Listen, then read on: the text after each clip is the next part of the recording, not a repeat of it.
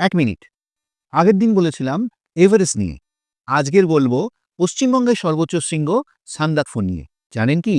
এই নামটাই আসলে একটা বিষাক্ত নাম। উচ্চতা ১১,৯২৯ ফুট। কিন্তু এই নামটা এসেছে একটা মারণ বিষের নামের থেকে। জানতে ইচ্ছা করছে তো? বিষটির নাম কি? অ্যাকোনাইট। তবে এর ঔষধি গুণও আছে।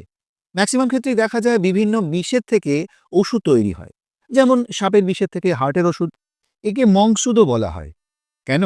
একে এই অ্যাকোনাইট ফুলকে দেখতে অনেকটা অ্যাকোনাইট ফুলের গুচ্ছকে দেখতে অনেকটা মঙ্ক বা সাধুদের মাথার লম্বাটে টুপির মতো। British botanist J.D.. হুকার তার হিমালয়ান জার্নালস বইতেও কিন্তু এই অ্যাকোনাইটের উপস্থিতি নথিভুক্ত করেছেন। সিকিম দার্জিলিং রিজে অ্যাকোনিটাম ফেরক্স এই প্রজাতি আজও ওয়ার্নিং লিস্টে আছে। লেপচা কিংবদন্তিতে বলা হয় এক ব্যবসায়ী দল ঘন কুয়াশায় পথ হারিয়ে ফেলে।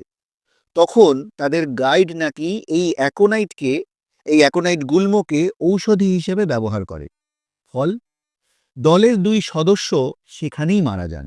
এরপর থেকেই স্থানীয়রা এই পাহাড়কে ডাকত ফু ও সান্দাক, চূড়ার বিষাক্ত ফুল।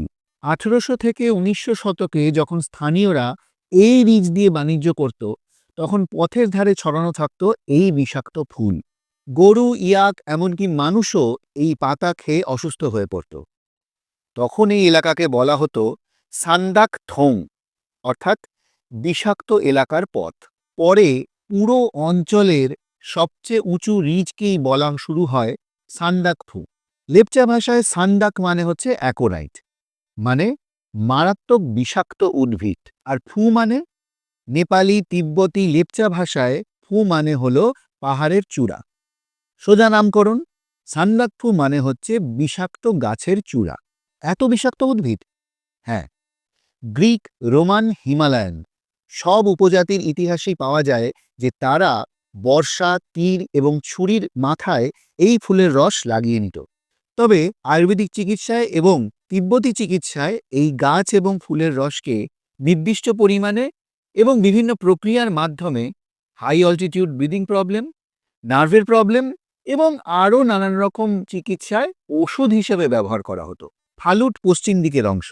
সান্দাকফু যেমন বিষাক্ত গাছের চূড়া, ওদিকে ফালুট শব্দটি এসেছে লিম্বু বা লেপচা ভাষা থেকে। ফালাট বা ফালুট হলো পরিত্যক্ত ভূমি বা খোলা ঘাসের ঢাল বা খোলা স্বর্গীয় ভূমি। এরকম বিভিন্ন বিষয় এবং বিভিন্ন জায়গার ইতিহাস সম্বন্ধে জানতে please subscribe to our YouTube channel history avenue and follow our Facebook and Instagram page History Avenue. Thank you.